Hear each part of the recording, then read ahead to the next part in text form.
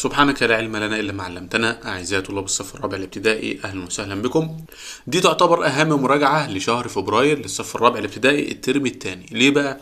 لأن ديت المراجعة اللي بنزلها كتاب الأضواء، ودي زي اللي هيجيلك في الامتحان بالظبط. على شهر فبراير هيكون عبارة عن 3 أسئلة وفي سؤال هتحله عبارة عن مسألة لفظية. هو ده الامتحان اللي هيجيلك بالظبط. طيب المراجعة دي عبارة عن 3 امتحانات هنحلهم مع بعض، مش هيطولوا معانا يعني تقريبا 10 دقايق. تعالوا بينا نبدأ. أول سؤال معانا بيقول إيه؟ أي مما يأتي كسر وحدة. طبعا احنا عارفين إن كسر الوحدة البسط بتاعه بيكون 1، فاحنا عندنا اللي بسط 1 مين؟ 1 على 7، يبقى الإجابة 1 على 7. السؤال التاني بيقول لي 3 على 4 و3 على 5، مين الكبير فيهم؟ في طريقة إنك تعمل مقص، يعني تضرب ال3 في ال5 يديك 15، وتضرب ال3 في 4 يديك 12، يبقى ال15 هي الكبيرة اللي هي ال3 على 4، يبقى ال3 على 4 هي الكبيرة. طيب نكمل مع بعض. السؤال التالت بيقول لي ايه؟ 1 ناقص 3 على 7. احنا عارفين ان الواحد ده ممكن اخليه 6 على 6، 5 على 5، 7 على 7، فانا هخلي الواحد 7 على 7 زي المقام علشان اعرف اطرح. خليت الواحد 7 على 7، لما اجي اطرح هحط المقام 7، و7 ناقص 3 كام؟ 4، يبقى الإجابة 4 على 7. طيب ثانيا بيقول لي ايه؟ لدى حسام 16 كعكة، أكل ثمن عدد الكعكات التي لديه، فكم عدد الكعكات التي أكلها حسام؟ كل اللي عليك إنك هتضرب ال 16 في 1 على 8.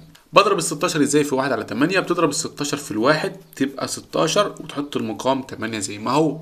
طيب و16 على 8 فيها الكام؟ 16 على 8 فيها الاثنين، يبقى كم عدد الكعكات التي أكلها حسام؟ أكل 2 كعكة، يعني كعكتين. طيب دي كان بالنسبة للنموذج الأول، حلناه بسرعة ازاي. ندخل على النموذج الثاني. النموذج الثاني بيقول لي ايه؟ اختر الإجابة الصحيحة. 2 و3 على 7 عايز نحولها لكسر غير حقيقي. كل اللي عليك انك هتحط المقام 7 زي ما هو، وهتضرب الاتنين في 7 14. 14 زائد 3 يبقى 17، يبقى الإجابة 17 على 7. طيب نيجي للسؤال التاني. بيقول لي ضع ديت في أبسط صورة.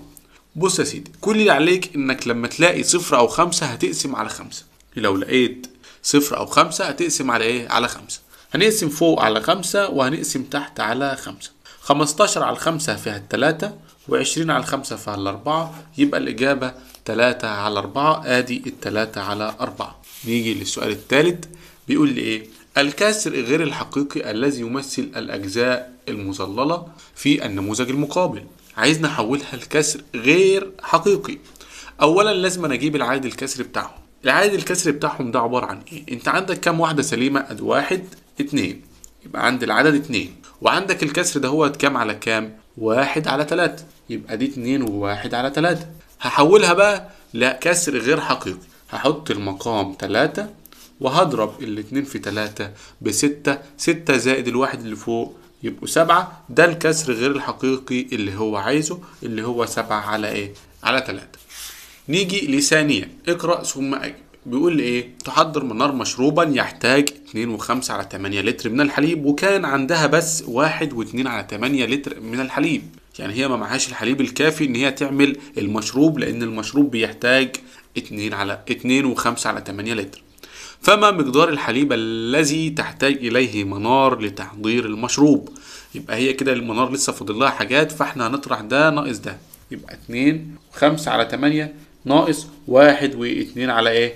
على 8. هنطرح العدد ناقص العدد، 2 ناقص 1 1، وهنحط المقام 8، و5 ناقص 2 كام؟ 3. يبقى الإجابة 1 و3 على 8، وهو ده اللي تحتاجه منار علشان تعرف تعمل المشروب بتاعها. نيجي لآخر امتحان معانا والنموذج الثالث. بيقول لي اختر الإجابة الصحيحة. معادلة التكوين التي تعبر عن الكسر الاعتيادي 5 على 6. 5 على 6 ديت اللي هي عبارة عن 1 على 6 زائد 1 على 6 زائد 1 على 6 زائد 1 على 6 زائد 1 على 6. كم مرة؟ 1 2 3 4 5. ليه؟ لأن دولت 5 على 6، فأنا لازم أعمل 5 من الواحد على 6، وطبيعي الإجابة موجودة هي رقم 2. تمام. نيجي للسؤال الثاني. بيقول لي أصغر الكسور الآتية، هل هو 1 على 5 ولا 1 على 6 ولا 1 على 3 ولا 1 على 7؟ بكل بساطة هنعتبر ان الواحد اللي فوق ده هو عبارة عن فرخة مشوية. فلو قلنا مثلا ان الفرخة المشوية ديت 5 هياكلوا منها، فكل واحد هياخد قطعة متوسطة، و6 هياكلوا منها كل واحد هياخد قطعة أصغر. إنما لو 3 هياخدوا قطعة أكبر، يبقى 3 دي أكبر واحدة فيهم. إنما لو 7 كل واحد هياخد قطعة صغيرة خالص، فلذلك الواحد على 7 ده أصغر كسر فيهم. وفي قاعدة بتقول لو أنت عندك البسط كله متساوي فالمقام الكبير بيكون هو الصغير، فلذلك الواحد على 7 ده هو أصغر الكسور الآتية. نيجي للسؤال الثالث، بيقول لي اجمع دول. كل اللي عليك إنك هتجمع العدد مع العدد، يبقى 2 زائد 1 3، وهنحط المقام زي ما هو 9، وهنجمع 5 زائد 2 7، يبقى الإجابة معاك 3 و7 على 9. نيجي للسؤال الأخير معانا النهاردة، وبيقول إيه؟ أجب عما يلي. رتب تنازليا من الكبير للصغير. تنازليا احنا عارفين ان هو من الكبير الى الايه؟ الى الصغير. وتصاعديا من الصغير الى الكبير. طيب خلي بالك في الترتيب ده انت ممكن ترقمهم او ممكن تبدا من على اليسار كده. يبقى البدايه بتاعتك من على الشمال، تبقى عامل سهم تعرف الاستاذ اللي بيعلم لك انك بادئ الترتيب بتاعك من على الشمال، ولو عايز تبدا من على اليمين اعمل سهم الاتجاه بتاعه كده، بس خلينا دايما من على الشمال علشان الارقام ديت زي ما انت شايف كده. لما تلاقي البسط متساوي زي ما احنا قايلين، يبقى اصغر واحد ده هو الكبير. اصغر واحد عندك ده هو بيكون الكبير. يعني 5 على 2 ديت اكبر واحده، دي رقم 1، يبقى 5 على 2. وبعد كده 5 على 3 دي رقم 2، 5 على 3. بعد كده 5 على 4 دي رقم 3، 5 على 4. وبعد كده 5 على 7 دي رقم 4، 5 على 7. وبعد كده 5 على 8 دي رقم 5، 5 على 8. يبقى احنا كده رتبناهم من الكبير ده اكبر حاجه الى الصغير، من الكبير الى ايه؟ الى الصغير. بكده نكون خلصنا مراجعه شهر فبراير للصف الرابع الابتدائي. ما تنسوش تعملوا لايك للفيديو واشتراك للقناه، لان هنزل حل كتاب الاضواء للصف الرابع الابتدائي. والسلام عليكم ورحمه الله وبركاته.